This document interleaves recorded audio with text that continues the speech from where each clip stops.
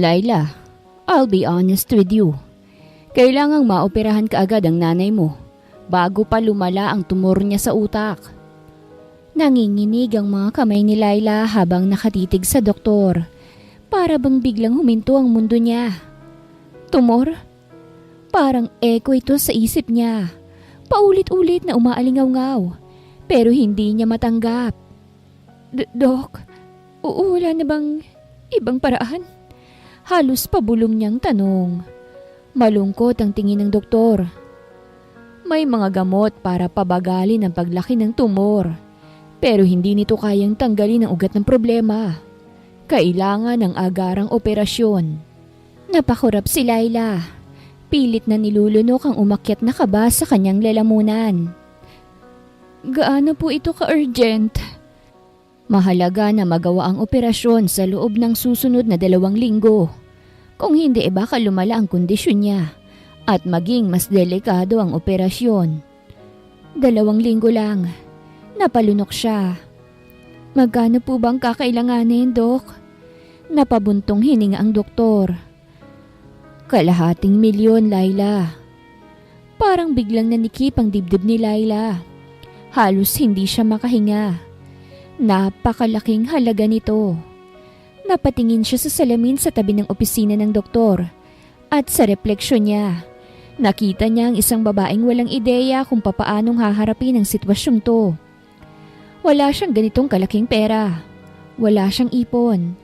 Wala siyang maaasahan. Pero kailangan niyang humanap ng paraan para sa nanay niya, para sa tanging pamilya niyang natitira. Matapos ang ilang segundong katahimikan, tumingin siya ng diretsyo sa doktor. Kailangan ko lang po ng oras, Dok. Gagawin ko po ang lahat. Okay, Laila. Tugon ng doktor saka umalis sa harap niya. Habang naglalakad palabas ng ospital, ang bawat hakbang ni Laila ay mabigat. 2 linggo. Napakalaking halaga. At walang kasiguraduhan kung saan siya kukuha ng pera. Napatingin siya sa kanyang cellphone. Mahigpit na nakahawak dito. Maraming pangalan sa contacts niya pero sino ba sa kanila ang pwede niyang lapitan? Wala. Walang pamilya. Walang matalik na kaibigan na may kakayahang tumulong sa kanya sa ganitong kalaking problema. Paglabas niya ng ospital, sinalubong siya ng malamig na hangin ng gabi. Napatigil siya at nagpakawala ng malalim na hininga. Saka ipinikit ang mga mata. Papaano na ngayon? Wala siyang ibang choice. Mabilis siyang nagdial ng numero sa kanyang telepono. Ilang ring lang at may sumagot. Who's this? Isang pamilyar na boses ang nagsalita. Si Jackson, ang may-ari ng isang high-end bar sa Menjola na dati niyang pinapasukan. Ang lalaking matagal na niyang iniiwasan. Pero ngayong desperado na siya. Wala na siyang ibang magagawa kung hindi ang harapin muli ang lalaking minsan niyang pinangako ang hindi nababalikan. Humigpit ang hawak niya sa cellphone. Pilit pinapalakas ang loob. Ako ito, si Laila. Kailangan kitang makita eh. May pabor akong hihingiin. O sige, alam mo naman kung saan ako makikita. Ibinaba ni Laila ang tawag at nagtungo sa high-end bar. Mula sa labas ay nakatayo siya at naghihintay. Maliwanag ang neon lights. Pero para sa kanya, parang hindi ito sapat para alisin ang dilim sa kanyang isipan. Hanggang isang itim na sports car ang pumarada sa harapan niya. Bumukas ang pinto at bumungad ang isang lalaking naka-black suit. Matangkad, may matalim na titig at may bahid na bahaging mapanganib ng ngiti sa labi. Laila! Anya, kaswal na sumandal sa pinto ng sasakyan. Ang tagal nating hindi nagkita. Tumikim siya. Pilit itinatago ang kaba. Wala akong oras para sa small talk, Jackson. May kailangan ako sa'yo.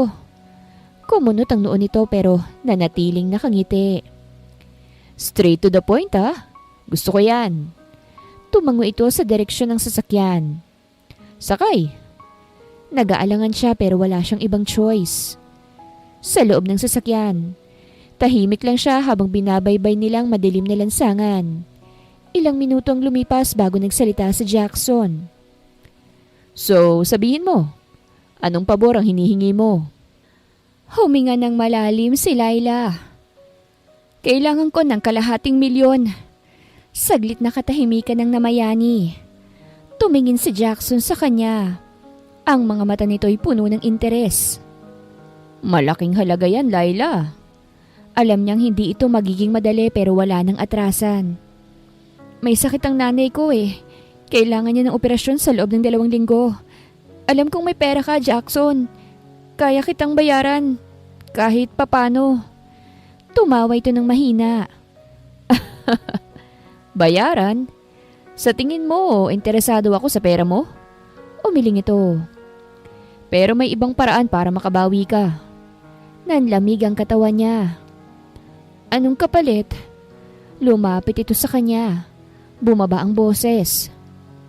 Sure ka bang kaya mong gawin ang trabahong ibibigay ko? Napatingin siya rito. Nag-aalangan. Anong klaseng trabaho? Humilig si Jackson sa upuan. Sinipat siya mula ulo hanggang paa. Ang trabahong kinaayawan mo. Mabigat ang bawat segundo ng katahimikan. Alam niya ang ibig sabihin nito. At alam niyang delikado to. Pero kapag iniisip niya ang nanay niya, wala siyang ibang pagpipilian. Humigpit ang kamao niya. Anong kailangan kong gawin? Meron akong kaibigan na nangangailangan ng babaeng magpapaligaya sa kanya ngayong gabi. Sambit ni Jackson. Napatigil si Laila. Nanlamig ang kanyang katawan sa narinig. Tinitigan niya si Jackson. Pilit iniintindi kung seryoso ito o sinusubukan lang siyang guluhin. Pero nang makita niya ang bahagyang ngiti sa labi nito, isang mapanganib, mapaglarong ngiti. Alam niyang hindi ito nagbibiro. Kailangan mo lang siyang samahan ngayong gabi. Dagdag pa ni Jackson. Nakatitig sa kanya na parang ini-evaluate ang bawat galaw niya. Walang pilitan. Wala akong sinasabi na gawin mo ang ayaw mo. Pero kung gusto mong makuha ang ₱250,000 mo, ito ang pinakamabilis na paraan. Mabigat ang dibdib ni Laila. Nanginginig ang kanyang mga kamay. Pero hindi niya ipinakita ang takot. Tumingin siya ng diretsyo kay Jackson. Pinanatili ang kanyang composure. Hindi ako bayaran. Napangiti si Jackson. Pero sa likod ng ngiting yon, may nakatagong pagsubok. Alam ko, kaya nga ikaw ang inaalok ko ng deal na ito eh. Dahil alam kong may utak ka, Laila. Hindi kita pinipilit. Pero kung may ibang paraan ka para makakuha ng ₱250,000 sa loob ng 2 linggo, go ahead. Walk away. Tahimik ang loob ng sasakyan. Tanging ang marahang na ugong ng makina ang maririnig. Huminga ng malalim si Laila. Tumitibok ng malakas ang kanyang puso. Alam niyang delikado ito, pero iniisip niya ang nanay niya, ang ospital, ang tumatakbong oras. Tumingin siya kay Jackson. Sino siya? Lumalim ang ngiti ng lalaki. Good girl. Nagsimulang magmaneho si Jackson patungo sa kung saan. Alam niyang mali ito, pero sa mundong ginagalawan niya ngayon, wala nang tama o mali. Ibinaba si Laila sa isang mamahaling hotel sa sentro ng lungsod. Sa bawat hakbang niya, pakiramdam niya ay lalong bumibigat ang kanyang dibdib. Naka-black na dress siya. Simple pero eleganteng tignan. Hindi niya gustong magmukhang desperada pero alam niyang kailangan niyang ipakita na kaya niyang dalhin ang sarili niya. Room 1908. Ito lang ang text na natanggap niya mula kay Jackson. Walang pangalan, walang detalye. Pero alam niyang ito na yon. Huminto siya sa harap ng elevator. Pinindot ang button at naghintay. Napatingin siya sa sarili sa refleksyon ng metal. Isang babaeng puno ng kaba pero pilit nagpapakatatag. Para kay mama. Bulong niya sa sarili. Dumating ang elevator. Pumasok siya. Saka pinindot ang floor number. Habang papalapit ang numero sa 19, lalo siyang kinakabahan. Breathe, Laila. Kaya mo to. Pagdating sa tamang palapag, bumukas ang pinto. Tahimik ang hallway. May mamahaling karpet at mabangong amoy ng mamahaling pabango. Sa dulo ng pasilyo, nakita niya ang pintong may numerong 1908. Huminga siya ng malalim bago kumatok. Ilang segundong lumipas bago ito bumukas. At doon niya unang nakita ang isang lalaking matangkad, maputi, matipuno, naka-white shirt. Bahagyang nakabukas ang unang 2 botones. Ang buhok niya ay neatly styled. At ang matatalas niyang matay agad na sumuri kay Laila mula ulo hanggang paa. "Laila?" Tanong niya. Malamig ang boses. Tumango siya. "Ako nga." Ngumiti ang lalaki pero hindi niya mabasa kung anong uri ng ngiti yon. Kung ito ba'y totoo o may tinatagong intensyon. "Come in." Dahan-dahang pumasok si Laila. Pilit itinatago ang kaba. Pagkapasok niya, napansin niyang maluwag ang suit. May malaking bintanang tanaw ang city skyline. Isang eleganteng bar sa gilid at isang king-sized bed sa gitna ng kwarto. Lumingon siya sa binata na kasalukuyang nagsasara ng pinto. "By the way, I'm Felix." Anya habang dumiretso sa bar at nagbuhos ng whiskey sa isang baso. "So, sinabi ba ni Jackson sa'yo kung bakit ka nandito?" Nag-aalangan si Laila. "Sinabi niyang kailangan mo ng kasama ngayong gabi." Napangiti si Felix. Tila aliw sa sagot niya. "Tama nga naman." Inabot niya ang baso kay Laila pero hindi ito tinanggap ng dalaga. "Simpleng tanong, Laila." Umupo si Felix sa sofa. Pinagmamasdan siya ng mabuti. "Alam mo ba talaga kung anong pinasok mo?" Nanatili siyang nakatayo. Hindi makasagot. Alam nga ba talaga niya? O desperasyon lang nagtulak sa kanya rito? Ramdam niya ang bigat ng titig ni Felix na para bang sinusuri ang bawat kilos niya. Ang tensyon sa pagitan nila ay kasing bigat ng hangin sa loob ng silid. Inilapag ni Felix ang basong may whiskey sa lamesa at tumikhim. "Mukhang kinakabahan ka." Itinaas ni Laila ang kanyang baba.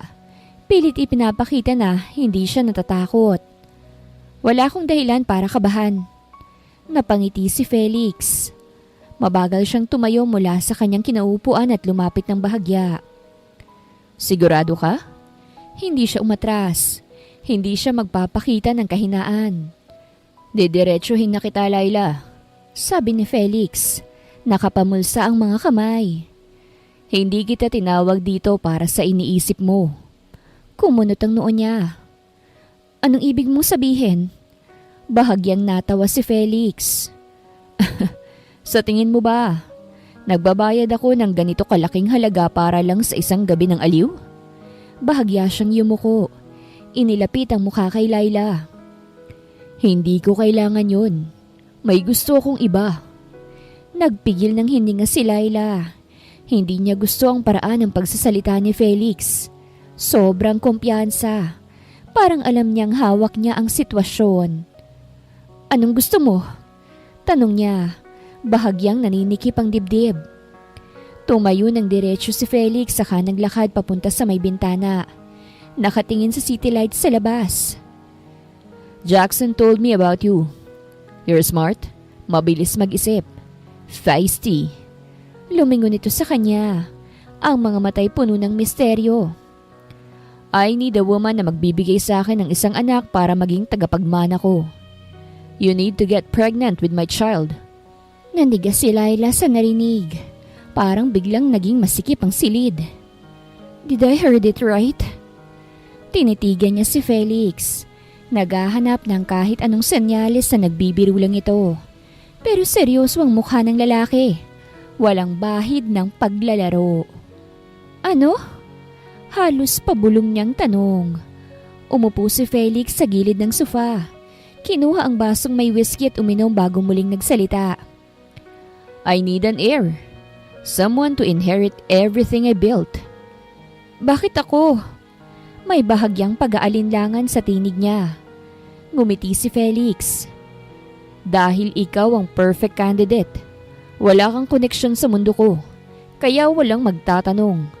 At higit sa lahat, tumayo ito't lumapit sa kanya. Malapit na halos maramdaman niya na ang init ng katawan nito. May kailangan ka sa akin. Napasinghap si Laila. $250,000. Napalunok siya.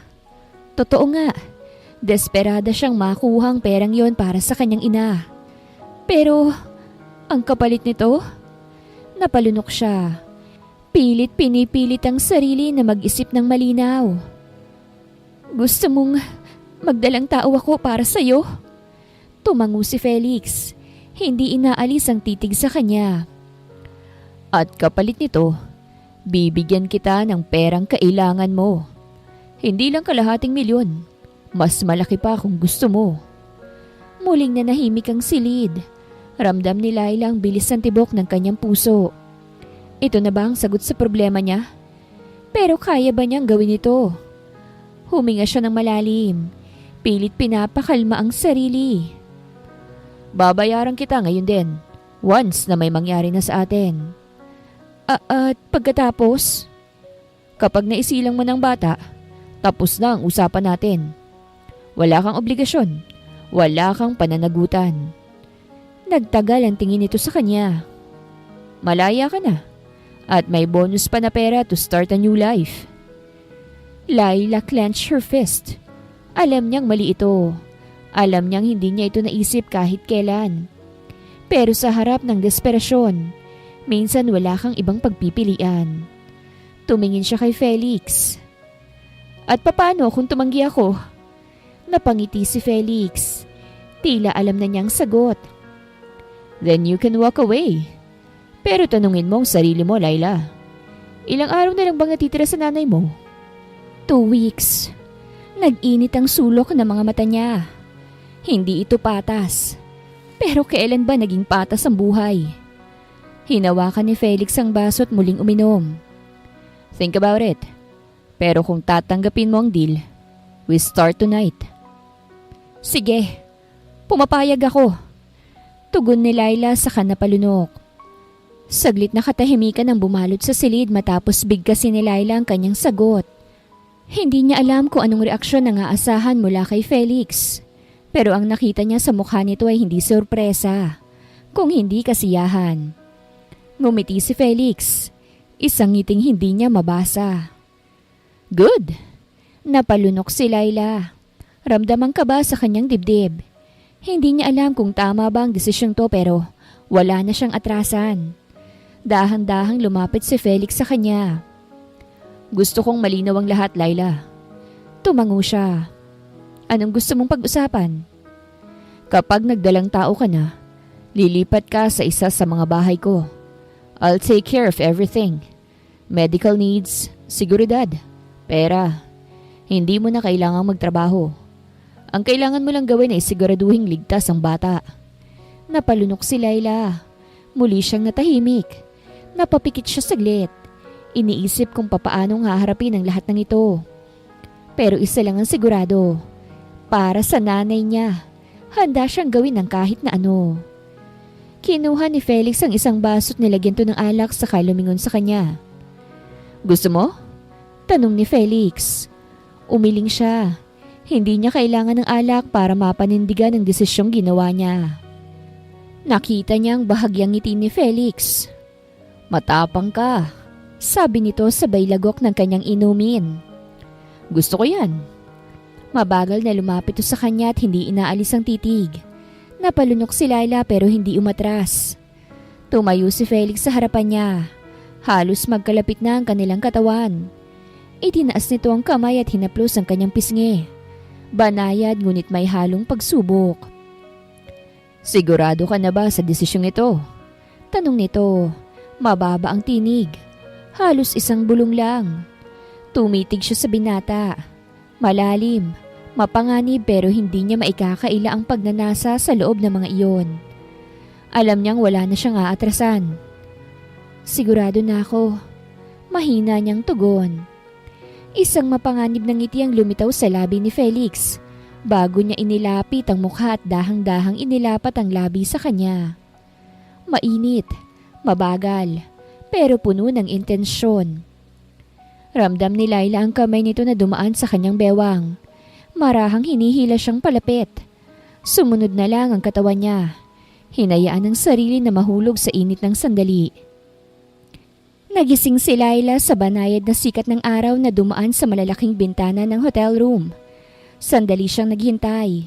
Hinayaan ang sarili na bumalik sa realidad. Sa loob ng ilang segundo, parang hindi niya maalala kung nasan siya. Hanggang sa lumingon siya sa kaliwa. Doon nakita niya si Felix, mahimbing na natutulog. Ang isang braso ay nakaunan sa kanyang noo. Ang kanyang katawan ay bahagyang nakalantad mula sa kumot. Biglang bumalik sa isip niya ang lahat ng nangyari kagabi. Ang halik, ang init ng kanilang katawan, ang paraan ng paghawak ni Felix sa kanya, at ang mga bulong nitong hindi niya inaasahang maririnig. Napakagatlabi siya at agad na itinaboy ang bumabangong emosyon sa kanyang dibdib. Hindi ito tungkol sa damdamin, Laila. Kasunduan lamang ito. Dahan-dahan siyang bumangon. Ingat na hindi magising ang lalaking katabi niya. Kinuha niya ang kumot at ibinalot sa sarili bago tumayo't naglakad papunta sa bintana. Mula roon, tanaw niya ang lungsod na unti-unting nagigising. Mga sasakyang bumubusina. Mga taong nagmamadali sa kanilang araw. Isang mundo na parang walang pakialam sa desisyong ginawa niya kagabi. Huminga siya ng malalim. Napalingon siya nang marinig ang paggalaw ni Felix sa kama. Nakita niyang bahagyang dumilat ito at nakangiti habang nakatingin sa kanya. "Bakit gising ka na?" Mababa at paos ang boses nito. Bakas pa rin ang antok. Naghibit balikat si Laila. "Hindi ako sanay na matulog sa ibang lugar." Gumisi si Felix sa kamarahang bumangon. Hinayaan ng kumot na bumagsak sa kanyang bewang. "Well, masasanay ka rin." Napakunot noo siya. "Anong ibig mong sabihin?" Tumayo si Felix at lumapit sa kanya. Walang pakialam na wala siyang saplot. Hinila niya si Laila pabalik sa kama at bumulong sa kanyang tenga. "We're not done yet, Laila." Bago pa siya makapagtanong, muling naglapat ang kanilang labi. Matapos ang 2 araw ay nakuha na ni Laila ang ₱250,000. Mahigpit ang hawak niya sa attache case habang naglalakad siya sa loob ng ospital. Ang puso niya ay mabilis ang tibok, hindi dahil sa kaba kung hindi sa pinaghalong pag-asa at relief. Pumasok siya sa opisina ng doktor kung saan naghihintay ito kasama ang isang nurse. Agad siyang sinalubong ng propesyonal, ngunit maamong tingin ng doktor. "Laila, anong maitutulong ko sa'yo?" Tanong nito. Walang sabi-sabing inilapag ni Laila ang attache case sa mesa at itinulak ito palapit sa doktor. "Nandyan ang pera para sa operasyon ni Mama." Mahina niyang sabi pero puno ng determinasyon. Bahagyang napangangang doktor bago ito kinuha ang attache case at binuksan. Nang makita ang laman, tumango ito't ngumiti. "Napakagandang balita nito, Laila." "Anito?" "Maaari na nating simulan ang lahat ng kinakailangang preparasyon. I-check natin ang kondisyon ng nanay mo para masiguradong handa na siya sa operasyon." Nakahinga ng maluwag si Laila. Sa wakas ay may pag-asa na. "Maraming salamat, Dok." Mahina niyang sambit. Pilit pinipigil ang luhang namuo sa kanyang mga mata. Habang nakatayo siya ron, napagtanto niyang nagawa niya ang imposibleng bagay. Nakahanap siya ng paraan para mailigtas ang pinakamahalagang tao sa buhay niya. Ngunit sa likod ng tagumpay na ito, alam niyang nagsisimula pa lang ang mas malalaking pagbabago sa kanyang buhay. Dahil ang kasunduan niya kay Felix ay hindi natatapos sa isang gabi lamang.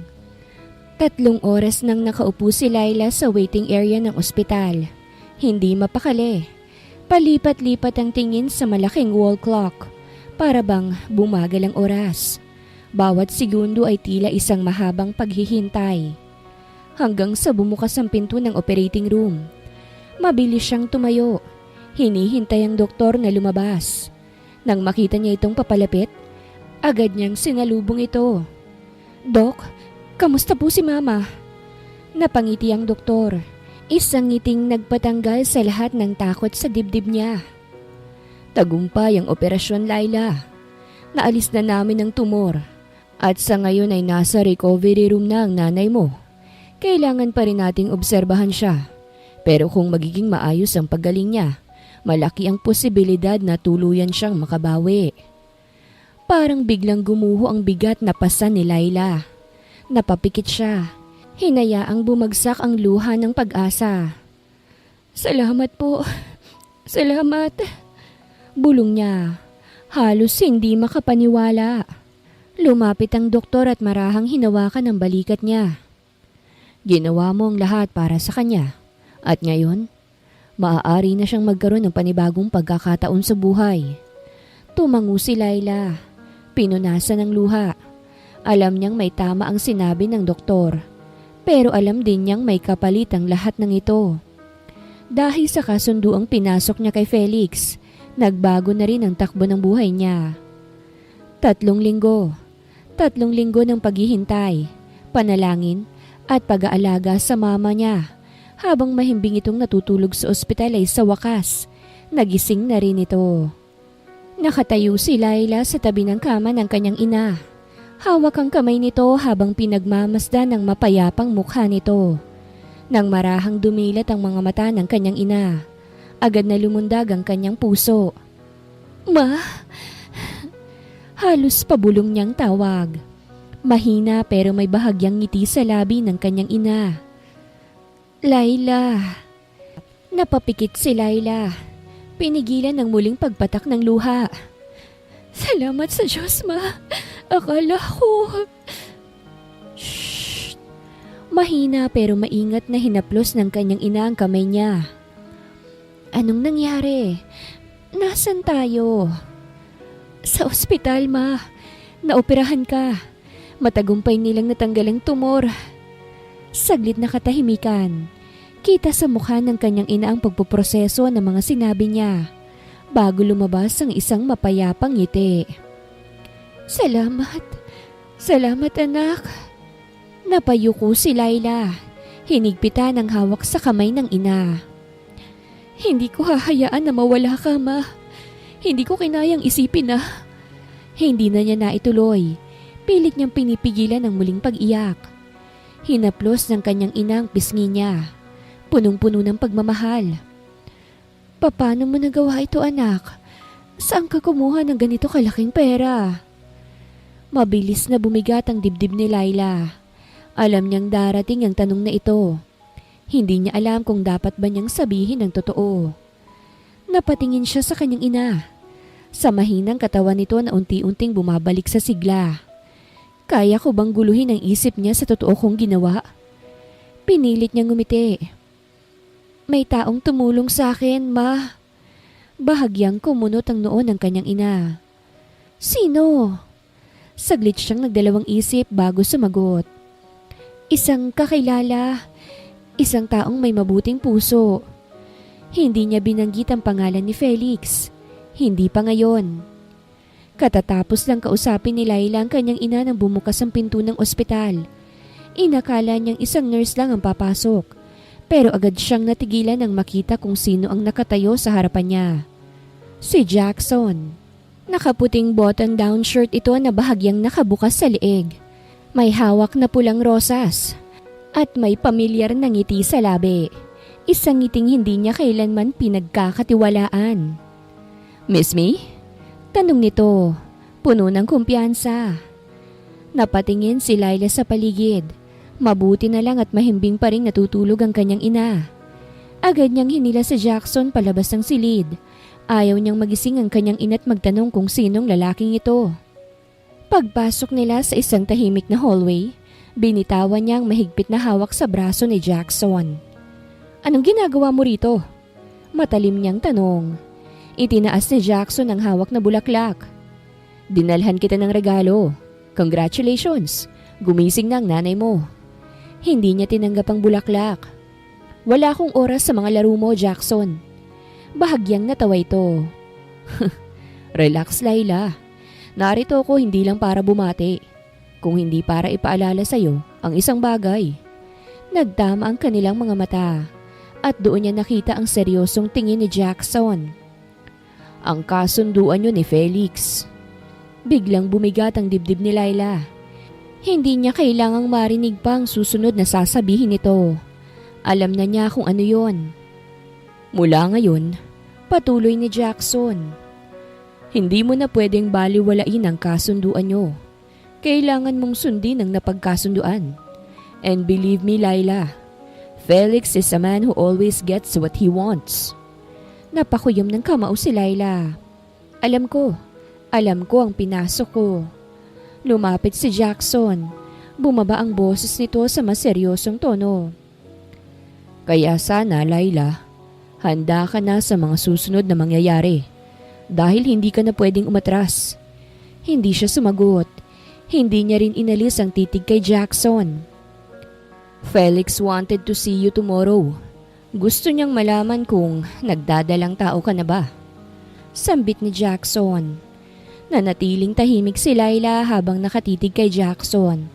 Pero sa loob-loob niya, nagwawala ang kanyang isip. Gusto na akong makita ni Felix. Gusto niyang malaman kung buntis na ako. Hindi pa siya sigurado. Hindi pa siya nagtetest. Sa dami ng nangyayari, sa pagbabantay niya sa ospital, sa pag-aalala sa kalagayan ng kanyang ina, hindi pa niya nagawang alamin kung may pagbabagong nagaganap sa kanyang katawan. Huminga siya ng malalim at tumingin kay Jackson. At kung hindi pa? Ngumisi ito. Pero hindi ito isang ngiting may lambing. Isa itong babala. Then, you'll have to keep trying, Laila. Napakuyom siya ng kamao. Alam ko kung anong pinasok ko. Alam ko kung anong kapalit ng perang tinanggap ko. Anong oras niya ako gustong makita? Malamig niyang tanong. 8:00 ng gabi, sa penthouse niya. Lumapit si Jackson at bumulong. Huwag kang magpapalit. Alam mong hindi siya mahilig sa paghihintay. Tumingin siya ng diretsyo sa mga mata ni Jackson. Sabihin mo sa kanya, pupunta ako. Isang mapanuksong ngiti ang lumitaw sa labi ni Jackson bago ito tumalikod at naglakad paalis. Good girl! Anito bago siya iniwan sa hallway. Pagkaalis ni Jackson, halos malaglag ang balikat ni Laila. Muli siyang napahawak sa tiyan niya. Hindi niya alam kung anong mararamdaman. Buntis ba ako? Bulong niya. At ipinagsawalang bahala na lamang niya ang sariling tanong. Kinagabihan, madilim na ang paligid nang makarating si Laila sa harap ng marangyang gusali kung saan naroroon ang penthouse ni Felix. Nakatayo siya sa sidewalk. Pilit pinapalakas ang loob. Ito na to. Harapin mo, Laila. Habang patawid na siya, biglang huminto sa harapan niya ang isang itim na van. Bago pa siya makatakbo o makasigaw, bumukas ang pinto at ilang armadong lalaki ang mabilis siyang hinila papasok. Bitawan niyo ako! Pagpupumiglas niya, pero masyadong malakas sa mga ito. May piring na inilagay sa kanyang mga mata at naramdaman niyang mabilis na umandar ang sasakyan. Nagpapanik na siya. Sino sila? Anong kailangan nila sa kanya? Ilang minutong lumipas bago huminto ang sasakyan. Hinila siyang palabas at narinig niya ang pagbukas ng malalaking pinto. Muling tinanggal ang piring niya at agad siyang napakurap sa liwanag. Nasa loob siya ng isang malawak na sala. Elegante. May mga mamahaling chandelier at antigong muebles. At sa gitna nito, may isang babaeng matanda na nakaupo sa isang grandiosong upuan. Nakatitig sa kanya ng matalim. Mataas ang kanyang postura. Suot ang isang mamahaling bestida. At may presensya na tila kayang utusan ng sinuman sa paligid niya. Sa wakas, nakilala rin kita. Malamig ang kanyang boses, puno ng otoridad. Ikaw pala si Laila. Napalunok siya. Sino po kayo? At bakit niyo ako dinukot? Bahagyang ngumisi ang matanda bago lumingon sa kanyang mga tauhan. Iwan niyo na kami. Tahimik na umalis sa mga lalaki. Iniwan siyang mag-isa kasama ang ginang. Muli itong tumingin sa kanya. Ako si Amara Trinidad, ang mami ni Felix. Parang binuhusan ng malamig na tubig si Laila. Mami ni Felix? Alam kong may kasunduan kayong dalawa. Patuloy ni Amara. At hindi ako natutuwa. Tila nanlamig ang buong katawan ni Laila habang nakatitig sa matanda. Dahil ngayon pa lang Alam niyang hindi ito ordinaryong babae. Nanatili si Laila sa harapan ng matanda at hindi niya inaalis ang tingin dito. Sa kabila ng marangyang kasuotan nito, hindi niya maiwasang maramdaman ang panganib na nagmumula sa presensya nito. Tahimik itong sumimsim ng tsaa bago muling nagsalita. Alam mo ba kung sino si Felix, Laila? Tanong nito. Malamig at puno ng otoridad. Napakurap siya. Ano bang klaseng tanong yan? Alam ko kung mayaman siya at makapangyarihan. Sagot niya ng maingat. Napangisi si Amara. Tila naaaliw sa kanyang sagot. Hindi lang basta mayaman at makapangyarihan si Felix. Siya ang tagapagmana ng lahat ng ito. Ikinilos nito ang kamay. Itinuro ang paligid. Ang marangyang sala.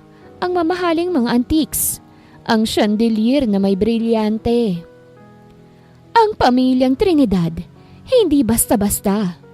Matagal nang nasa dugo namin ang pagiging makapangyarihan. At ang magiging anak mo kay Felix, siya ang susunod sa lahat ng ito. Nanlaki ang mata ni Laila. Hindi na siya nagulat na alam na ni Amara ang kasunduan. Pero ang paraan ng pagkakasabi nito, para bang may mas malalim pang dahilan kung bakit siya narito. At ano pong gusto niyong gawin ko? Tanong niya. Pilit pinananatiling matatag ang kanyang boses. Dahan-dahang inilapag ni Amara ang tasa nito. Gusto kong lumayo ka. Parang binagsakan ng malaking bato si Laila. Lumayo? Tumango ang matanda. Hindi ka bagay sa pamilya namin. Isa kang ordinaryong babae. Walang dugong mayaman. Walang koneksyon. Walang halaga sa mundong ginagalawan namin. Mas tumindi ang kirot sa dibdib ni Laila, pero hindi niya ipinahalata. Hindi na po ito tungkol sa akin. Matapang niyang sagot. May kasunduan na ho kami ni Felix, at kung sakaling buntis ako, hindi ko basta-bastang ipalalaglag ang anak ko. Biglang lumamig ang tingin ni Amara.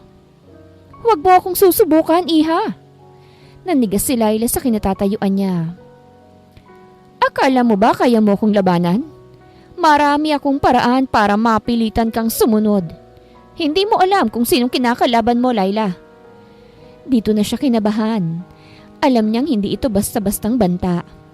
Ang babaeng ito ay may kapangyarihan, impluwensya, at walang takot na gawin ang anumang kinakailangan para protektahan ang pangalan ng kanilang pamilya. Pero hindi siya pwedeng sumuko. Huminga siya ng malalim bago tumingin ng diretsyo kay Amara. Hindi ko po hiniling na mapasok sa buhay ni Felix. Pero hindi ko rin pwedeng basta-basta patayin ang magiging anak ko. Kung meron man. Saglit na katahimikan. Nagtagpo ang kanilang mga tingin. Matapang na si Laila. Puno ng otoridad si Amara. Maya-maya, muling ngumiti ang matanda. Isang ngiting tila nagsasabing hindi pa tayo tapos. O sige, keep that child. Sagot ko ang lahat ng kakailanganin mo. Patuloy ng matanda. Malamig ang boses. Pera, bahay, edukasyon para sa bata. Basta't hindi mo na ipakikita ang sarili mo kay Felix. Kailanman. Saglit na katahimikan ang namayani sa pagitan nila. Alam ni Laila na isang malaking oportunidad ito. Kung buntis nga siya, hindi na niya kailangang mag-alala tungkol sa magiging buhay ng anak niya. Walang kakulakan sa pera. Walang hirap. Nasa harapan niya ang isang alok na magbibigay ng kasiguradahan, hindi lang sa magiging anak niya, kung hindi pati na rin sa kaligtasan ng kanyang ina. Pero, papaano kung hanapin ng bata ang ama nito? Papaano kung isang araw magsisi siya sa desisyong ito? At higit sa lahat, kaya ba niyang mabuhay na parang hindi niya kailanmang nakilala si Felix? Wala na siyang ibang pagpipilian. Mabigat ang kanyang dibdib nang marahang tumango siya. Sige, pumapayag ako. Isang mapanuring tingin ang ibinigay ni Amara bago ito ngumiti. Isang ngiting puno ng tagumpay.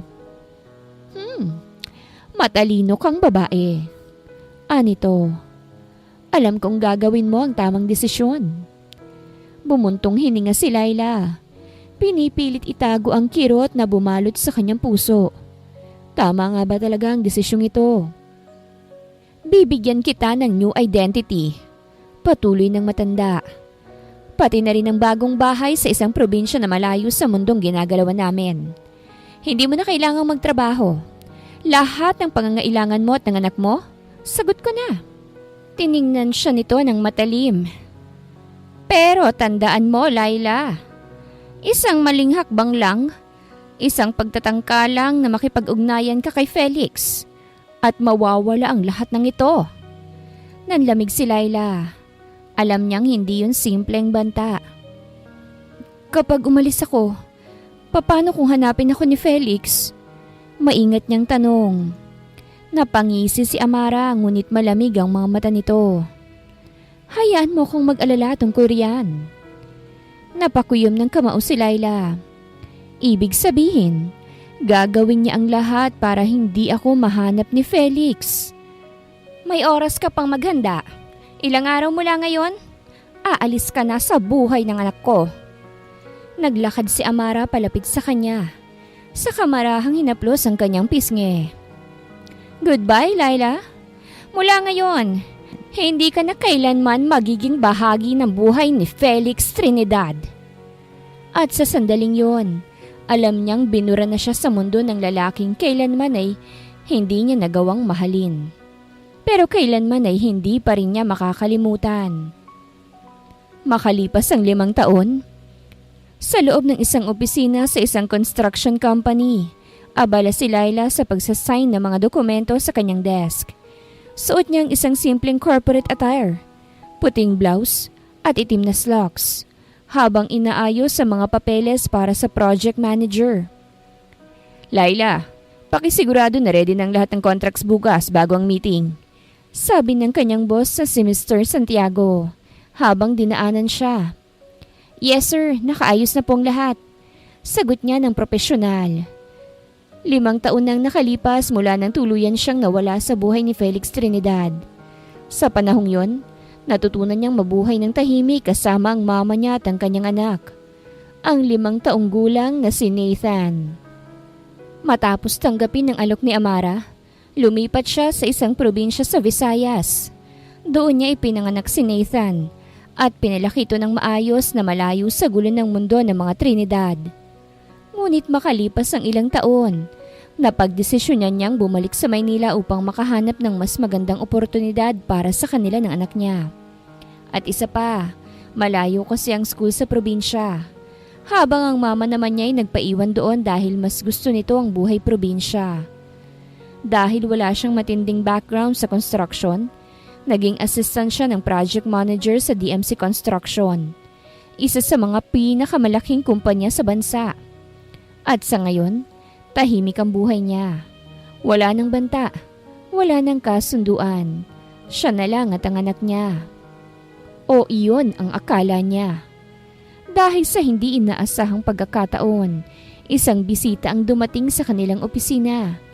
Isang lalaking matagal na niyang iniiwasan. Habang nakatutok sa laptop niya, narinig niyang bumukas ang pintuan ng opisina. Kasabay nito ang halos pagpapatigil ng kanyang paghinga nang marinig niya ang isang malalim at pamilyar na boses. Magandang hapon. May appointment ako kay Mr. Santiago. Dahan-dahan siyang napatingin. Doon niya nakita ang isang lalaking nakaitim na suit. Matikas ang tindig at mas lalong naging makapangyarihan ang presensya. Si Felix Trinidad. Parang tumigil ang mundo ni Laila. Hindi. Bakit siya nandito? Nanigas si Laila sa kanyang kinatatayuan habang nakatitig kay Felix Trinidad. Hindi siya maaaring magkamali. Ito nga siya. Mas naging matikas. Mas matikas ang panga. At mas matalim ang titig kesa sa huli nilang pagkikita. Hindi pa siya handa para dito. Mabilis niyang ibinaba ang tingin. Nagbabaka sakaling hindi siya mapansin. Sir Felix, good afternoon. Magalang nabati niya habang nakayuko.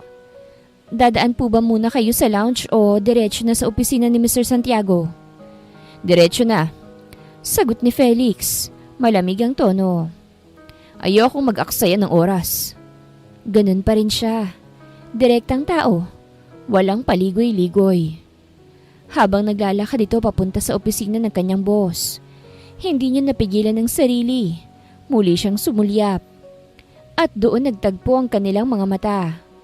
Dahil hindi na siya nakaiwas sa tamang oras, kitang-kita niya ang pagkagulat sa mukha ni Felix. Saglit itong natigilan, para bang hindi makapaniwala sa nakikita niya. Layla? Mababa ngunit puno ng tensyon ang boses nito. Parang piniga ang puso niya. Alam niyang wala siyang magagawa. Huli na ang lahat. Gumalaw si Felix palapit sa kanya pero bago pa siya makalapit, bumukas ang pinto ng opisina ni Mr. Santiago. Mr. Trinidad, pumasok po kayo. Sabay yuko ng boss niya. Naputol ang atensyon ni Felix at bumalik ang malamig nitong ekspresyon. Tumalikod ito at tuluyang pumasok sa opisina. Pero bago pa ito tuluyang mawala sa paningin niya, may isa siyang bagay na napansin. Ang mga mata ni Felix ay puno ng tanong.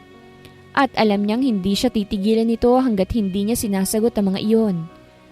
Mabilis na lumabas si Layla ng opisina nang makitang pumasok si Felix sa silid ng kanyang boss. Pakiramdam niya hindi siya makahinga. Parang nagbabalik ang lahat ng pilit niyang nililimot. Bakit siya nandito? Anong ginagawa niya sa kumpanyang ito? Alam niyang hindi coincidence ang nangyari. Sa isang malaking lungsod ng Maynila, ang pagkakataong magtagpo silang muli ay halos imposible. Maliban na lang kung sadyang hinahanap siya ni Felix. Napalunok siya. Hindi niya alam kung anong gagawin kung sakaling tanungin siya nito tungkol sa nakaraan. Tungkol sa anak nila. Hindi mo gusto ang kalabanin ako. Binalikan ng alaala ni Layla ang babala ni Amara. 5 taon nang nakakalipas. Kung malaman ni Felix ang tungkol kay Nathan, hindi siya sigurado kung anong maaaring mangyari. Maya-maya pa, bumukas ang pinto ng opisina ni Mr. Santiago. Halos hindi pa siya nakalalayo nang marinig niya ang malamig at malalim na boses. Layla! Pagtawag nito sa kanya, napapikit siya ng mariin. Wala nang takas. Huminga siya ng malalim bago dahang-dahang humarap. Nakatayo si Felix, ilang hakbang lang ang layo sa kanya. Ang mga mata nito'y nakatutok sa kanya. Puno ng tanong, pagkalito, at isang bagay na hindi niya maipaliwanag. Mag-usap tayo. Anito, hindi utos, pero ramdam niyang hindi ito tatanggap ng pagtanggi. Napalunok siya. Felix, hindi na tayo. Huwag mo akong subukang takasan ulit, Layla. Putol nito. Ang tinig ay may halong panunumbat. Dahil ngayong nakita kitang muli, hindi na kita hahayaang mawala ulit. Pinilit ni Layla na maging kalmado sa harap ni Felix, pero alam niyang hindi na siya makakatakas. Hindi siya nito titigilan hanggat hindi niya sinasagot ang mga tanong nito. Felix, tapos na ang lahat sa atin. Pilit niyang pinananatiling matatag ang kanyang boses, kahit nanginginig na ang kanyang loob. Tapos? Paano naging tapos? Na hindi ko nalaman kung nagdalang tao ka ba? Kung nabuntis ba kita? Mas lalong lumalim ang tingin ni Felix, para bang sinusuri ang bawat galaw niya. 5 taon, Layla. Anito sa mababang ngunit matigas na tinig. 5 taong kitang hinanap. Akala ko wala ka na sa bansang to. Pero heto ka. Nasa harapan ko lang pala. At gusto mong paniwalaan ko na aksidente lang ito? Hindi siya nakasagot dahil alam niyang may punto ito. Dahan-dahang lumapit si Felix sa kanya. Dahilan para mapaatras siya hanggang sa sumandal siya sa dingding. Hindi ako tanga, Layla. Anito, bahagyang lumalim ang boses. May dahilan kung bakit ka nawala. May dahilan kung bakit hindi mo ako hinarap. Kahit isang beses man lang. Ano yun, ha? Napalunok si Layla. Ramdam niyang unti-unti na siyang nauubusan ng mga palusot. Kailangan ko lang magsimula ulit. Mahina niyang sagot. Hindi ko tinatanong kung anong gusto mo noon. Dumilim ang tingin ni Felix. Gusto kong malaman kung anong itinago mo sa akin. Dito na siya tuluyang nagpigil sa paghinga. Kitang-kita niya sa mata ni Felix. May hinala na ito. At alam niyang isang maling sagot lang, maaaring mabunyag ang lihim na matagal niyang pinoprotektahan. Bago pa man makasagot si Laila, biglang tumunog ang kanyang cellphone. Nilingon niya ito at agad na nanlaki ang mga mata nang makita kung sinong tumatawag. St. Luke's Hospital. Ospital? Halos mahulog ang telepono niya habang sinasagot ang tawag. Hello? Miss Laila? Sagot ng isang babaeng boses sa kabilang linya. Nasa ER po ang anak nyo. Na-aksidente siya sa paaralan.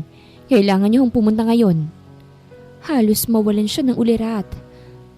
Anong nangyari sa anak ko? Nanginginig ang tinig niya. Nahulog po siya sa hagdan at nawala ng malay. Kasalukuyan siyang inoobserbahan pero mas mabuting nandito ho kayo. Parang biglang tumigil ang mundo ni Laila. Hindi na niya inisip kung anong reaksyon ni Felix. Hindi na mahalaga ang pag-uusap nila ngayon. Ang anak lang niya ang mahalaga. Agad siyang tumalikod at mabilis na naglakad palabas ng opisina na hindi nagpaalam kay Felix. Pero bago pa siya tuluyang makalayo, mahigpit na hinawakan ni Felix ang braso niya. Laila, anong nangyari? Malamig ngunit puno ng pag-aalalang tanong nito. Kahit nanginginig ang katawan, pilit niyang ikinakalma ang sarili. Kailangan kong pumunta sa ospital. Mahina ngunit mariing sagot niya. May emergency. Nagtagpo ang kanilang mga mata at doon niya nakita ang kakaibang ekspresyon sa mukha ni Felix. Paggalito, paghihinala at isang uri ng tensyon na hindi niya maipaliwanag. Sasama ako, biglang sabi nito. Napakurap si Laila. Ano? Kung emergency yan, hindi ka pwedeng magmaneho nang hindi maayos ang isip mo. Ako ang maghahatid sa'yo. Alam niyang hindi siya nito bastang palalampasin. Wala na siyang oras para makipagtalo. Fine. Mabilis niyang sagot. Pero wag ka nang magtanong. Hindi ito sumagot. Sa halip, mabilis siyang inalalayan nito palabas ng gusali. At sa loob-loob niya, alam niyang sa sandaling makarating sila sa ospital, hindi na niya maitatago ang katotohanan kay Felix. Mabilis na pinatakbo ni Felix ang kanyang kotse habang tahimik na nakatingin si Laila sa labas ng bintana. Nanginginig pa rin ang kanyang mga kamay at pakiramdam niya isasabog ang dibdib niya sa kaba. Nathan, Diyos ko sana okay lang siya. Wala ni isa man sa kanilang nagsasalita sa loob ng sasakyan. Pero ramdam ni Laila ang mga tingin ni Felix na panakanak ang sumusulyap sa kanya. Alam niyang may kung anong gumugulo sa isip nito, pero hindi niya kayang ipaliwanag ngayon. Pagdating nila sa ospital, halos lumipad siya palabas ng sasakyan at dumiretso sa emergency room. Nathan Ramirez! Halos pasigaw niyang sabi sa nurse sa front desk. Nasaan ang anak ko? Room 203, ma'am. Katatapos lang pong dalhin doon. Hindi na siya naghintay pa at mabilis siyang tumakbo papunta sa kwarto. Pero habang nagmamadali siya, isang bagay ang tumatak sa isip ni Felix. Nathan Ramirez?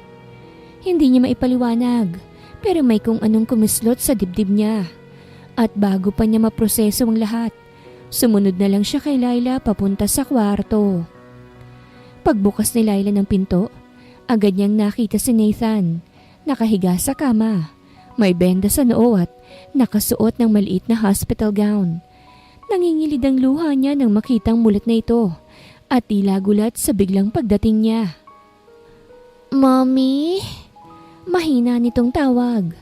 Agad siyang lumapit at marahang hinawakan ang kamay ng kanyang anak. Baby, Diyos ko, ano bang nangyari? Nangingilid ang luha niya. Mommy, nahulog ako pero hindi naman masakit masyado. Sagot ng bata. Pilit na ngumiti. Don't cry. Hindi niya napigilan ang pagtulo ng luha niya. Ngunit bago pa siya makapagsalita, naramdaman niyang may presensya sa likod niya. Dahan-dahang lumingon si Laila at doon niya nakita si Felix. Nakapako ang tingin kay Nathan. Hindi ito gumagalaw, hindi rin nagsasalita. Pero ang ekspresyon sa mukha nito, para itong nakakita ng multo.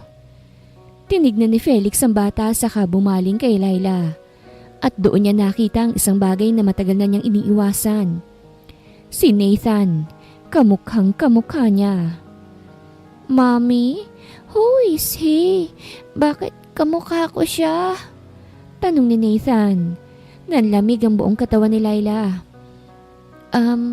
He is my boss." Pagsisinungaling ni Laila na siyang labis na ikinasama ng loob ni Felix. Halos marinig niyang bumibigat na paghinga ni Felix. At sa mababa nito at matigas na boses, tinanong siya nito. "Laila, anak ko ba siya?" Walang prenong tanong ni Felix. Nanigas si Laila. Parang nawala ang lahat ng ingay sa paligid. Tanging ang mabigat na boses ni Felix at ang mabilis na pagtibok ng kanyang puso ang naririnig niya. Tumingin siya kay Nathan. Walang kamalay-malay sa tensyon sa loob ng silid.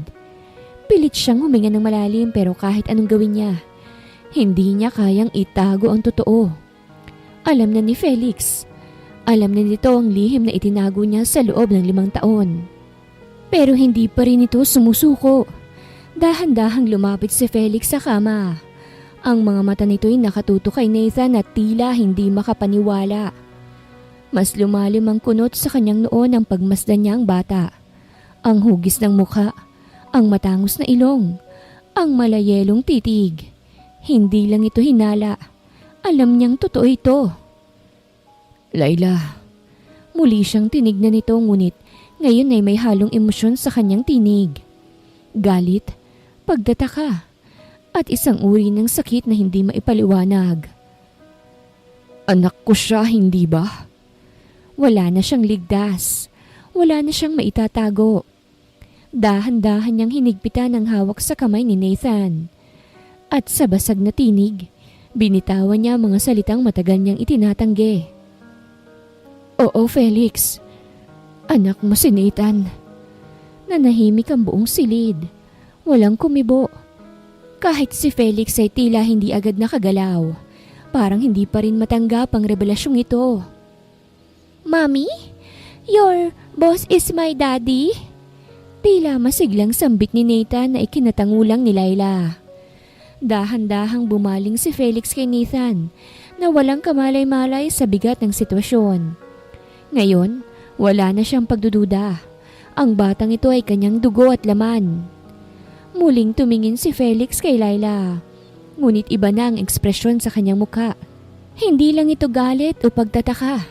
Ito ay determinasyon. At sa malamig ngunit matigas na tinig, sinabi niya mga salitang nagpahinto sa tibok ng puso ni Laila. "Hindi mo na siya maitatago sa akin. Hindi na ako aalis. May karapatan ako sa anak ko." Kinabahang bigla si Laila. "No, you can't do that. Delikado ang buhay ni Nathan sa mami mo." "My mom?" Kunot noong tanong ni Felix. "Why? Ano bang kinalaman niya rito?" Napakurap si Laila. Hindi alam ni Nathan. Naalala ni Laila ang lahat. Malinaw ang bawat salitang sinabi sa kanya ni Amara noon. "Layuan mo si Felix at bibigyan kita ng buhay na malayo sa kanya." Napansin ni Felix ang pag-aalinlangan sa mukha niya. Mas lumalim ang kunot ng kanyang noo. "Laila, anong ibig mong sabihin? Anong kinalaman ng mama ko rito?" Napalunok siya. Alam niyang wala nang atrasan to. "Ang dahilan kung bakit ako nawala, kung bakit hindi mo nalaman ang tungkol kay Nathan." Tumigil siya sandali. Sa kadahan-dahang huminga ng malalim. "Dahil yun sa mami mo." Parang natulos sa kinatatayuan si Felix. "Ano?" "Siya ang lumapit sa akin." Patuloy ni Laila. Hindi inaalis ang tingin sa kanya. "Binigyan niya ako ng pera. Pinilit niya akong lumayo sa'yo. Sinabi niyang hindi ako dapat maging parte ng buhay mo. Na wala akong puwang sa mundo mo. At kung gusto kong maprotektahan ang anak natin, kailangan kong umalis." Nanigas ang panga ni Felix. Hindi ito agad nakapagsalita, pero ramdam ni Laila ang biglang pagbabago sa aura nito. Ang dating galit na nakatuon sa kanya, ngayon ay napalitan ng isang mas malalim na emosyon. Pagtataksil. Huwag mong sabihing naniwala ka sa sinabi niya. Malamig ang boses ni Felix, pero ramdam ang pigil na galit. Hindi ito tungkol sa paniniwala. Mahina ngunit madiin ang sagot ni Laila. Ito ay tungkol sa kaligtasan ni Nathan. Kung hindi ako pumayag, alam kong gagawin niyang lahat para hindi mo na kami makita. At noon, hindi ko kayang ipagsapalaran yon. Saglit na katahimikan ang namayani sa pagitan nila, hanggang sa bumagsak ang kamao ni Felix sa mesa malapit sa kanya. Damn it! Matigas na bulalas nito. Tila hindi ito makapaniwala sa narinig. Napatingin siya kay Laila, at sa titig nito, nakita niyang isang bagay na hindi pa niya nakita noon. Isang lalaking hindi lang nagagalit, kung hindi isang lalaking nasaktan ng matindi. Hindi ko to palalampasin. Madiin na sabi ni Felix. Akala niya kaya niyang paglaruan ang buhay ko? Na kaya niyang itago sa akin ang pagiging ama ko? Hindi niya ako matatakasan sa pagkakataong to. Halos hindi makahinga si Laila sa bigat ng sitwasyon. Samantala, malamig ang amoy ng hangin sa loob ng malawak na opisina ni Amara Trinidad. Tahimik itong nakaupo sa kanyang leather chair. Isang baso ng mamahaling alak ang hawak habang nakatingin sa tanawin sa labas ng bintana. Ngunit ang katahimikan ay agad na naputol nang bumukas ng malakas ang pinto. Halos mapasigaw ang sekretarya sa labas nang biglang pumasok si Felix, kasabay ng matalim nitong titig na nakatutok kay Amara. Ma'am, what did you do? Madiin niyang tanong. Ang boses ay puno ng galit at pag-aalab. Marahang lumingon si Amara. Hindi man lang nagulat sa biglaang pagsugod ng anak. Napangiti ito ng bahagya at saka tinungga ang alak sa kanyang baso. Anito, tila walang pakialam. Mukhang nalaman mo na. Lalong nag-apoy ang dugo ni Felix. Lumapit siya sa mesa at mariing inilapat ang dalawang kamay doon. Nakayuko at nakatitig ng matalim sa kanyang ina. Bakit mo ginawa yun? Bumaba ang tono ng kanyang boses, ngunit mas lalong naging mabigat. Bakit mo ipinagtabo yan si Laila? Bakit mo itinago sa akin ang anak ko? Napabuntong hininga si Amara bago mahinahong inilapag ang kanyang baso. Felix, hindi mo ba naiintindihan? Ginawa ko lang ang nararapat. Nararapat? Halos mapatili si Felix. Itinago mo sa akin ang 5 taon ng buhay ng anak ko. 5 taon, Ma'am. Wala akong alam. Ni isang beses hindi ko nakita. Hindi ko nahawakan. Hindi ko naranasang maging ama dahil sa ginawa mo. Tumitig ng diretso si Amara sa kanyang anak. At ano sa tingin mo ang nangyari kung nalaman mo noon pa? Then I would be a father. Sigaw ni Felix. I would have protected Laila and Nathan. Naging siraulo ako noon para isiping magkaanak para magkaroon ng tagapagmana. But when I saw him, it changes everything. Umiling si Amara. Hindi. Hindi mo alam ang sinasabi mo, Felix. Isipin mo, kung hindi ko siya pinaalis, asang ka ngayon? Magiging ama ka ng isang batang walang pangalan sa lipunang ginagalawan natin. Ipapasok mo siya sa mundo ng mga Trinidad, kung saan ang bawat hakbang mo ay minamatyaga ng mga kaaway natin. Lalong lumalim ang paghinga ni Felix. Ma'am, walang karapatan ng kahit na sino, kahit ikaw, na ipagkait sa akin ang pagiging ama ko. Hindi kita pinagkaitan. Mariing sagot ni Amara. Mas lumamig ang boses. Inilayo lang kita sa gulo. Napapikit si Felix. Pilit pinipigilan ang kanyang galit. Nang muli siyang tumingin kay Amara, puno ng determinasyon ang kanyang mga mata. Well, guess what, Mom? Anya, unti-unting tumayo ng tuwid. Tapos na ang laro mo. Hindi mo na kayang itago ang pamilya ko sa akin. Si Nathan ay anak ko at hindi mo ako mapipigilan na ipaglaban siya. Tumahimik si Amara. Hindi ito agad nakapagsalita ngunit alam ni Felix na hindi ito matitinag ng ganun kadali. Kaya't bago pa ito makapagbigay ng sagot, bumaling si Felix at matigas na naglakad papalabas. Ngunit bago siya tuluyang lumabas ng pinto, lumingon siyang pabalik. At isang paalala lang, Ma'am. Wag na wag mong susubukang saktan sila ulit. Hindi na akong dating anak mo na sunod-sunuran sa'yo. At sa unang pagkakataon, nakita niyang may bahagyang pagkabahala sa mga mata ni Amara. Habang papalabas si Felix mula sa opisina ng kanyang ina, dama niya ang init ng dugo niya. Hindi siya mapakali. 5 taon siyang pinagkaita ng pagkakataong makasama ang anak niya. Ngayon, hindi na siya magpapadala. Pagdating niya sa parking lot, mabilis niyang hinugot ang cellphone at tumawag. Ilang saglit lang, sumagot si Jackson sa kabilang linya. Felix. Jackson, I need everything you can dig up about my mother's transaction in the past 5 years. Utos niya. Hindi na nag-aksaya ng oras. Bahagyang natahimik si Jackson.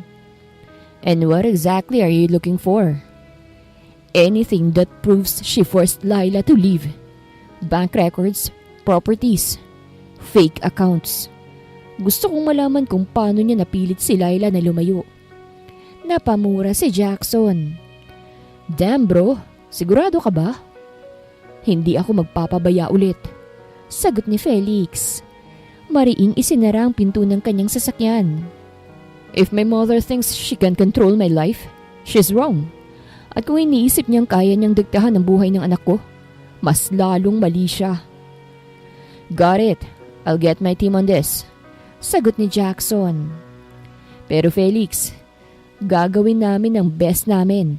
Pero hindi ko maipapangako na mahahanap ko lahat. Alam mo namang hindi rin basta-basta ang mami mo. Baka kami pang pag-inita niya. Napangiti si Felix, pero malamig ang ekspresyon niya. Let her try. Matagal na ako napapagod sa larong to eh. Ngayon, ako naman ang gagalaw. Pagkatapos ng tawag, agad siyang sumakay sa sasakyan at pinaharurot ito. Sa apartment ni Laila, tahimik na pinagmamasan niyang natutulog na si Nathan. Hinahaplos ang malambot nitong buhok. Hindi niya alam kung paano haharapin ang paparating na bagyo. Ang muling pagbabalik ni Felix sa buhay nila. Ngunit naputol ang kanyang pagmumuni-muni nang marinig ang malakas na pagkatok sa kanyang pinto. Agad siyang napabangon. May kaba sa dibdib. Sino ba yun? Pagbukas niya ng pinto, bumungad sa kanya si Felix. Nakatayo sa harap niya na parang isang bagyong handang wasakin ang mundong itinayo niya sa loob ng 5 taon. At sa isang tingin pa lang niya rito, alam niyang wala na siyang kawala. Hindi na ako aalis, Laila. Matigas na sabi ni Felix. Ang mga mata nito'y puno ng determinasyon. At hindi mo na ako kayang itulak palayo sa anak natin.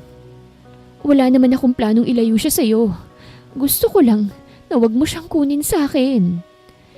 Napakuyom ang mga palad ni Laila habang nakatitig kay Felix. Ayaw niyang ipakita ang kaba niya pero hindi niya mapigilan ang pagbilis ng tibok ng puso niya. Hindi niya kayang mawala si Nathan. Nakita ni Felix ang takot sa mga mata niya. Dahan-dahan siyang lumapit. Binawasan ang bahid ng galit sa kanyang ekspresyon.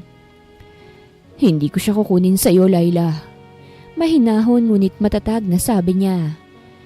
Pero hindi mo rin ako pwedeng alisin sa buhay niya. Napakurap si Laila. Hindi niya to inaasahan. Hindi ko rin kaya yon. Sagot niya ng mahina. Pero Felix, paano tayo? Paano natin naayusin to? Isang malalim na buntong hininga ang pinakawalan ni Felix. Simulan natin sa katotohanan. Hindi na tayo pwedeng magtago o magpatuloy sa kasinungalingan. Si Nathan ay anak natin. At mula ngayon, hindi ko na kayo pababayaan. Dahil sa determinasyon sa tinig ni Felix, hindi maiwasan ni Lailang matinding emosyon sa kanyang dibdib. Pakiramdam niya ibang tao na si Felix na mga oras na yon. Kalmado at bakas ang sinseridad sa kanyang boses. Sa sumunod na mga araw, unti-unting pinatutunayan ni Felix ang kanyang pangako. Hindi lang siya basta nagpakita. Ginawa niyang lahat para bumawi. Isang araw, sa mamahalin na restaurant sila nag-dinner. Tahimik na umupo si Nathan sa gitna nila Laila at Felix, habang abala sa pagkain ng paborito niyang spaghetti. Paminsan-minsang tumitingin siya kay Felix, tila inaaral ang kilos ng kanyang ama. Samantala, si Laila naman ay hindi mapigilang mapansin kung papaanong natural na umaakto si Felix bilang isang magulang. Wala nang matigas at malamig na negosyanteng nakilala niya noon. Hindi mo naubos ang fries mo. Napansin ni Felix sabay kuha ng isang piraso at kinagat to. Natawa si Nathan. Sabi ni Mommy, hindi magandang masyadong maraming fast food. Ah, ganun ba? Nagkunwaring seryoso si Felix. Paano kung minsan lang? Para sa bonding natin. Tumingin si Nathan kay Laila. Halatang humihingi ng permiso. Napabuntong hininga si Laila pero hindi maitago ang ngiti. Fine, sagot niya. Pero hindi palagi ah. Yay! Tuwang-tuwang sabi ni Nathan. Napangiti si Felix habang pinanonood ang reaksyon ng anak.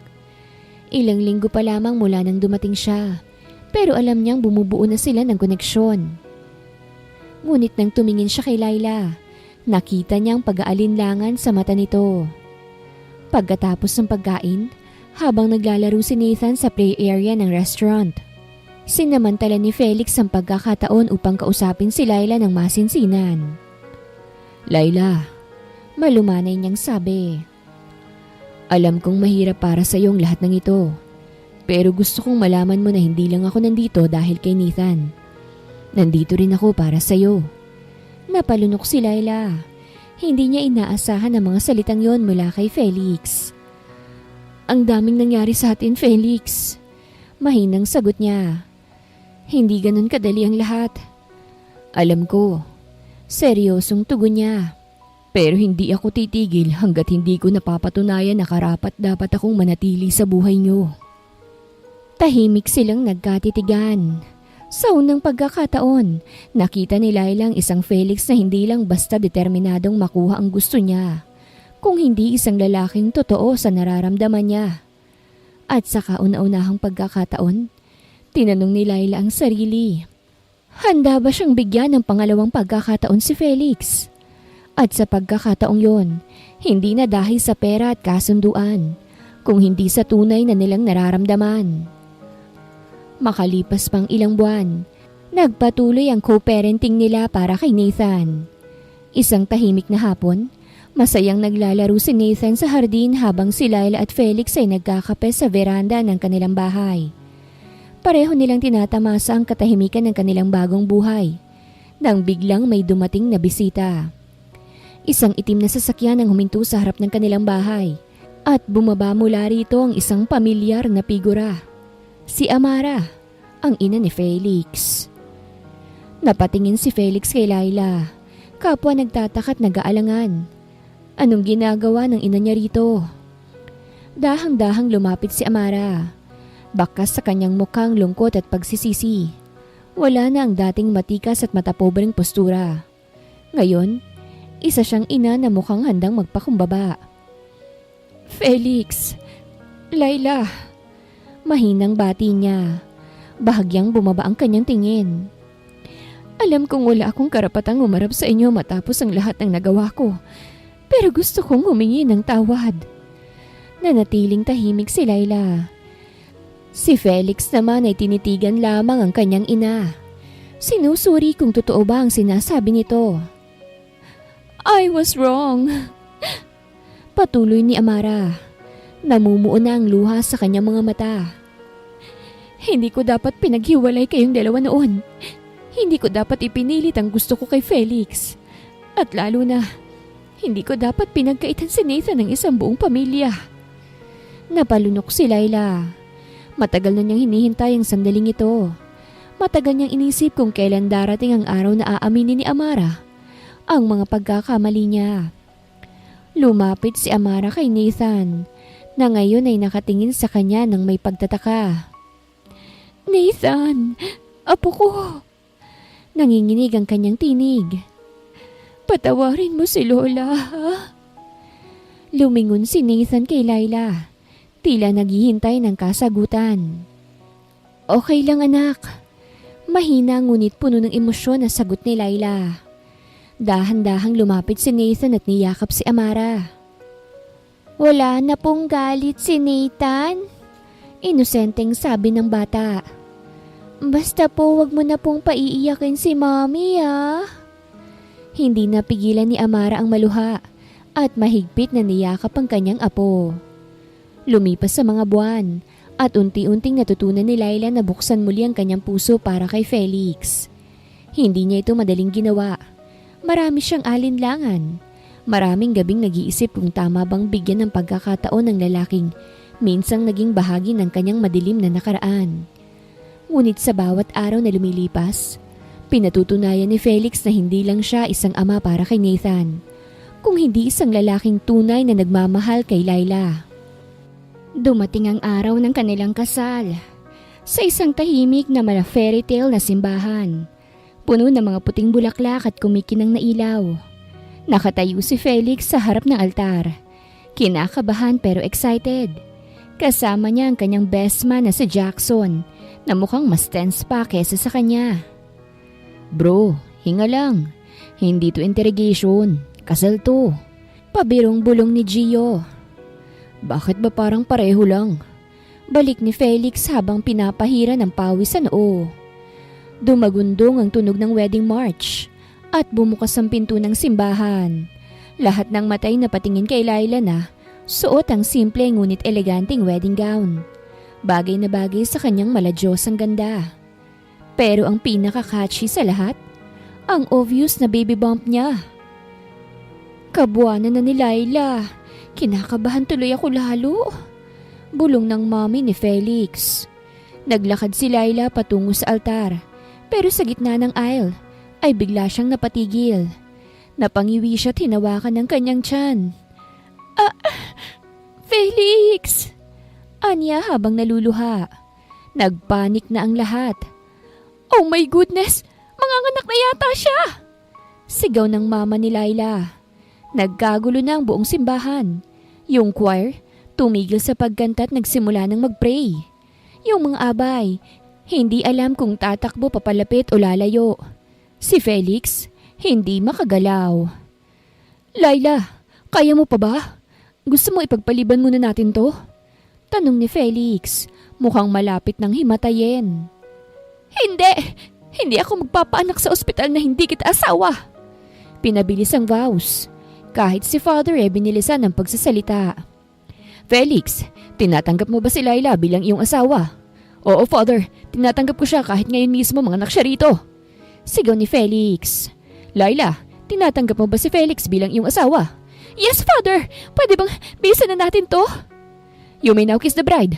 Natatarantang sambit ni Father. Hinalikan agad ni Felix si Laila. Sabay sigaw ni Laila. Sa ospital na tayo ngayon din! At ang honeymoon car nila ay tila naging ambulansya. Sa huli, hindi lang wedding day nilang napuno ng saya at kaguluhan. Naging birthday din to ng kanilang pangalawang anak. Ilang buwan pa lang ang nakalipas, ay puno ng tawanan at masasayang ingay ang bahay nila. Sa garden, si Felix ay nakaupo sa duyan habang yakap si Nathan, ang kanilang 5 taong gulang na anak na puno ng enerhiya. Daddy, taas mo ko! Sigaw ni Nathan habang gigil na gustong maglaro. O sige anak, rocket ship mode tayo ah. Sinalo ni Felix si Nathan. At iniangat ito sa ere na parang lumilipad na astronaut. Sa loob ng bahay, nasa couch si Laila. May hawak na maliit na anghel. Si baby Fatima, ang bagong miyembro ng pamilya. Naku anak, sana hindi ka kasing kulit ng kuya mo. Bulong ni Laila habang pinagmamasdan ng natutulog na sanggol. Biglang dumating si Felix. May buhat na makulit na Nathan. Babe, mission accomplished. Pero mukhang pagod ng pilot natin eh. Tawa lang ng tawa si Laila habang pinanonood ang mag-ama. Felix, parang ikaw yung mas nag-enjoy sa laro nyo ah. Ganyan talaga babe. Dapat all in sa pagiging daddy. Lumapit si Felix at umupo sa tabi ni Laila. Yumakap sa kanya at kay baby Fatima. Si Nathan naman ay umakyat sa couch at tumabi sa kanila. Isang perfect family moment. Sa tingin mo, kaya natin ng 5 pa? Tanong ni Felix. Nakangisi. Sapa ka talaga sa akin, Felix! Sigaw ni Laila. Sa ilalim ng papalubog na araw, puno ng pagmamahal at sayang pamilya nila. At doon nila napagtanto, ito ang tunay na happily ever after. Makalipas ang 1 taon ay inulit muli nila ang kanilang kasal. Sa harap ng altar, suot ang simple pero eleganting wedding gown. Nakangiting naglakad si Laila papunta kay Felix. Ang lalaking minsan ay naging bahagi ng kanyang sakit. Pero ngayon ay siya namang nagbigay sa kanya ng bagong buhay. Sa tabi nila, si Nathan, suot ang maliit na tuksido. Tuwang-tuwang pinanonood ang kanyang mga magulang. At si Fatima naman na kanilang baby girl ay buhat ng mami ni Felix. At sa harap ng kanilang pamilya at mga kaibigan, nangako sila Laila at Felix na hindi na bastang matitinag ng kahit na anong pagsubok. Isang pagmamahalang hindi perpekto, pero totoo. Isang pamilya na handang harapin ang kahit na anong pagsubok. At isang kwento ng pangalawang pagkakataon na patunay na ang pag-ibig ay hindi nawawala. Ito'y laging may puwang upang bumalik at muling sumibol. Wakas.